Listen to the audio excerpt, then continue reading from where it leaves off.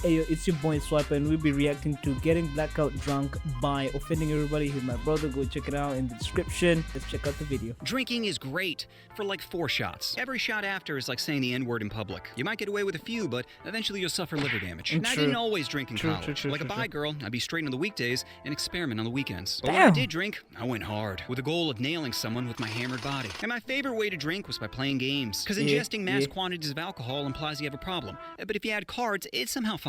Now, yeah, bro, I don't understand. Like, I've seen a lot of people do that, where if they drink, it's like, yeah, I'm depressed, whatever, etc. But then when they're playing a game or something, when they're drinking, it's like it's the best thing ever. Never drink, but you know. I loved most games, but the problem was they were too common. Every house had Pong, Kings, keg stands, but I wanted something that no one else had. So after doing a little research, I came across the greatest beer drinking game, Battle Shots, which was essentially Battleship with shot glasses. Yeah, I know Battleships, but I don't know Battle Shots. So I got some pizza boxes, mapped out a grid, added some flair, and bam! Had a beautiful Battle Shots board. Oh, that board brought so many positive memories. I can't tell you how many women I smashed from the opening line of, I bet you're trash at strategy games, and beyond. Oh, that's actually fire.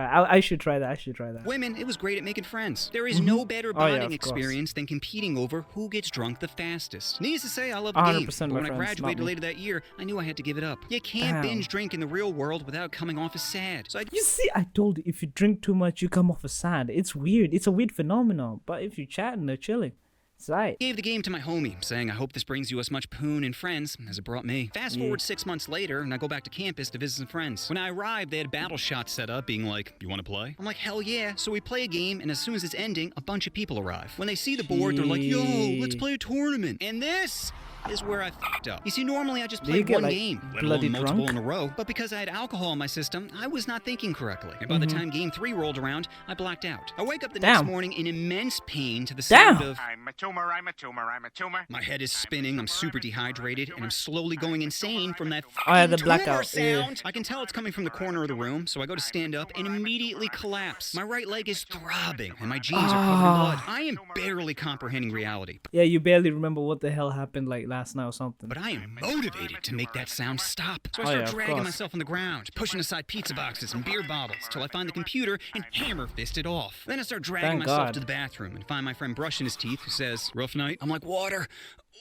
So he gets me a glass, and I proceed to spend the next 6 hours on the couch trying to regain brain function. Eventually, reality starts to come back, and I ask my friend, what happened last night? He's like, you don't remember? I'm like, I remember playing Battle Shots, and then I blacked out. He's like, well, first, you destroyed Battle Shots by spilling cranberry juice all over it. Then you drunk dialed your ex on speakerphone and asked if she was available for a quick smash session. She'll say no. I'm 100% What did she say? She said you only call her when you're drunk, and hung up. I'm like, that's accurate. Okay, then what happens? Then we all went out to the bar, and you're doing your usual walking around, telling everyone how much you love them. Things are going great until you walk outside. Alright, pause.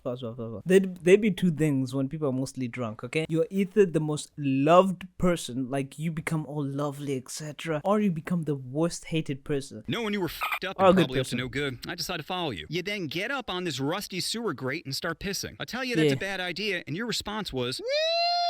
Mid-woo, the grate collapsed, and you fell in. I was like, wait, I fell in? He's like, yep. Right in the sewer. And as I looked around me, I thought I was covered in dirt when I was actually covered in shit. Disgusting. I'm like, okay, then what happened? He's like, well, I couldn't get you out, and you weren't helping, so I went back to the bar and got a few people who helped drag you out. Then I put you on my shoulders, and firemen carried you back to the house. I'm like, damn, dude, that's really nice of you. And I'm sorry to say this, but I think I destroyed your laptop. He's like, what the fuck? I'm like, bro, I was in pure agony, and you played 10 hours of Peter saying I'm not a tumor? What do you think was gonna happen? He's like, I should have left you in that hole. And the word hole echoed in my brain. I'm like, I gotta see this. So the next day I went to the alleyway and gimped my way to the sewer grate. And my friend was not kidding. There was literally a 7-foot concrete hole with blood still on the wall. How long? Blood fell 7 feet. Damn. Probably from my busted leg. And I remember just being I don't even know how big that is. If my friend wasn't here to get me out and I woke up in some Saw-like dungeon, I'd probably have a panic attack. I mean, I could barely drag myself to the bathroom the next morning, let alone Shawshanking myself to freedom. That's when I had the realization that alcohol is a cruel bitch. It's like Planned Parenthood of the mind, where it keeps aborting all your good decisions. That's why I decided to go with Plan B and just smoke weed instead. It's all the fun of escaping reality without the fear of waking up as a Ninja Turtle. Oh, true.